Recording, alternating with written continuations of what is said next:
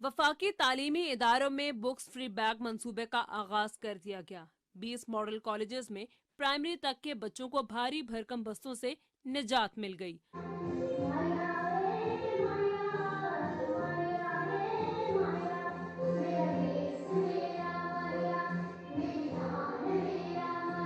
मंसूबे की इफ्तिताही तकरीब में नन्ही कलियों ने टैबलो मेली नगमा पेश किया और बैग हल्का होने पर खुशी का इजहार किया। अब हम थकेंगे भी नहीं, खुशी खुशी पढ़ेंगे, खूब कामयाब खूब ज़हन होंगे और सेहतमंद भी हो जाएंगे।